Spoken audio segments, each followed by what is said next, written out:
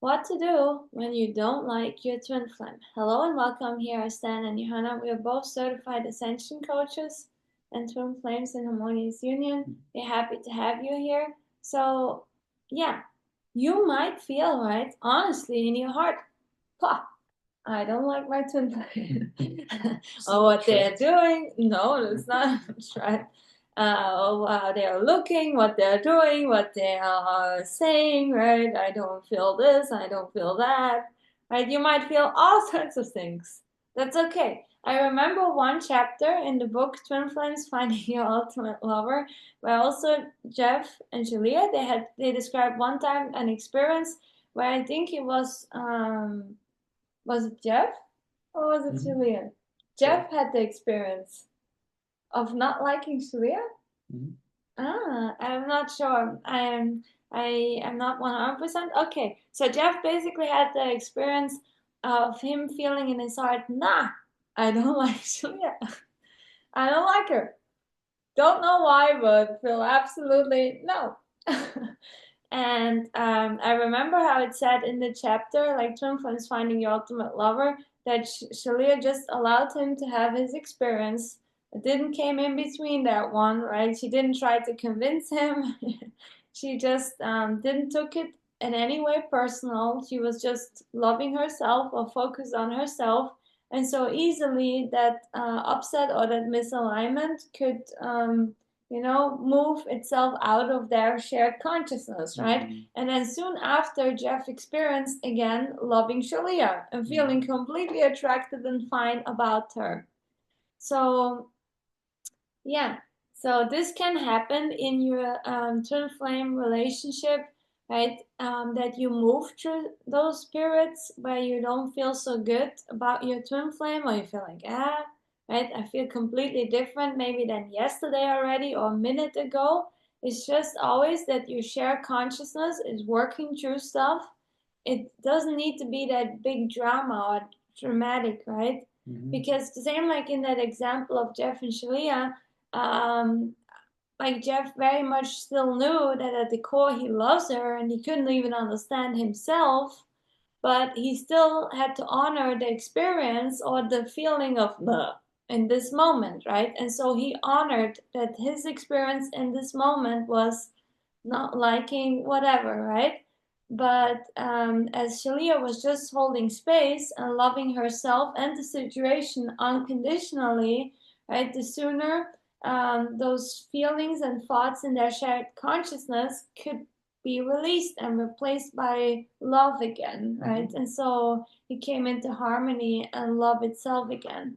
Yeah, do you have anything else to when you see this topic? Do not take it personal, because if that person is really your twin flame, then basically what's actually happening is Either you feel it towards them or they towards you, right? It can happen both ways. what actually is happening is oftentimes you're working through an inner block or an upset with yourself. Yeah, about And how you feel, let's say, attracted, right? It's an attraction block.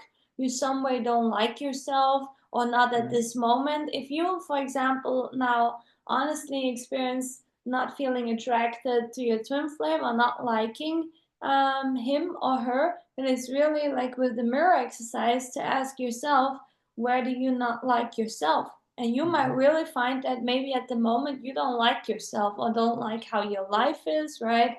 Or a certain thing that's bothering you on the inside where you feel also even nah, right? That nah, that no feeling towards yourself of like nah, right? And you might as well feel then because you are one, right? But you also have that feeling towards yourself on the inside. You also have that towards your twin flame naturally. And it's only gone, that feeling, right, once you have worked through it. It's not before gone. So you do need to do also your inner work, right? You cannot just wait and think it will just heal itself on its own, because maybe it's pointing you towards, let's say, I can also, share from my experience, but sometimes I also work through such feelings even about myself, and then maybe let's say you discover that maybe you were not allowing yourself to have more fun in your life or whatever it is, or more walks, or more whatever you enjoy. Or maybe you were not fully loving or accepting yourself and how you are, right? It can point to all these things. And so once, for example, I healed those things and were loving and accepting myself, or included all those other activities that I love, right? I feel way more attracted to myself.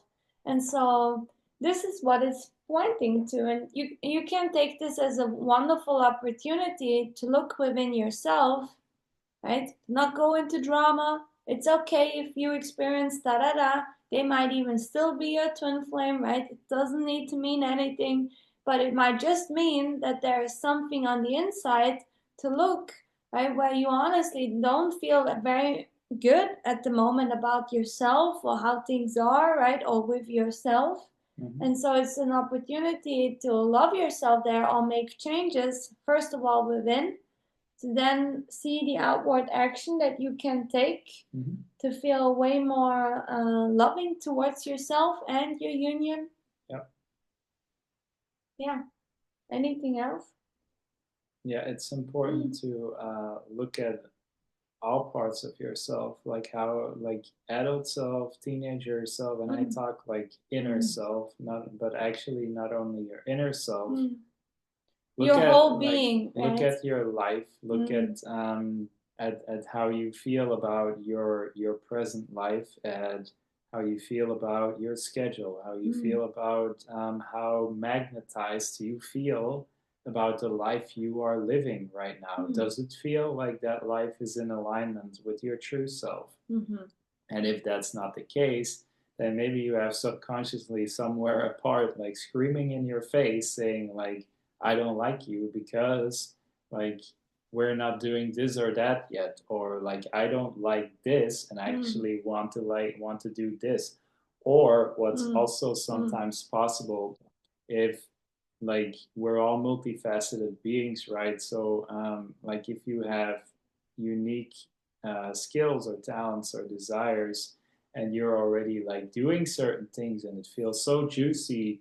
I saw this recently with a person like who asked this, like, how can that be that my twin flame said that to me, while I love myself already like so much and I enjoy my life. And then like the truth is, when maybe you're having a blind spot somewhere. Maybe you have a part who wants to, not, I'm now just saying something, not only want to be a chef cook, but also wants to like travel and explore and want to go hiking or want to do certain other things. Yeah, it's actually about, allowing yourself to be all of who you are, right? Yeah. Giving yourself permission even to be, like you said, multifaceted. Or maybe you have one season in your life, right? Where you are also sometimes, we move through this also sometimes. Well, let's say maybe at season whatever we like more doing this thing, and maybe once it's summer season, right, you might like to do more something else. Yeah. It might shift and change, right? You might shift and change. That's another thing on the spiritual journey. You will also shift, change, right? You will get to know yourself better and better. And maybe for now this feels good, but maybe in next month or 3 months or 6 months from now, maybe you're called to do something else, or so it's always about staying in touch fully with all of yourself. It doesn't need to necessarily be that shifting. It's just most likely like see your life as a food menu that you give to yourself. And when a chef like makes a dish, then he also like has different ingredients and flavors, right? Like for what he needs now to make it very tasty. When make it feel loved. Yeah, and when you have like a specific taste, which is you need to honor that individual unique self, yeah, then you need to honor that. And maybe you're only doing pepper in your dish right now, while you still need to add like some basilicum or some like other herbs or curry or whatever to make it a bit more spicy or something like that. Or do some cream in it to make it more creamy, or like, and like what I mean with that is to not like give up the other thing that you're already doing to then jump on the other thing because you have that so-called desire. you need to keep doing what feels good, but then add like the things that you're still not doing. And that's what most of the times like that block also points to. Yeah, and to honor your heart, right? To honor yourself, to honor what love is calling you to do, right? Because you want to not only love yourself internally, right? That's the point that we're also addressing with this one. You also want to holistically love yourself, right? And sometimes when we do inner healing work, we get to know ourselves or even things about ourselves that we never knew, and all of a sudden we feel maybe called to change certain things a bit up, or in how we live, or how you spend your time, whatever. And then it's important that you make those adjustments, like we said, so that you feel honored, right? Honored in your heart and in your soul for who you are holistically.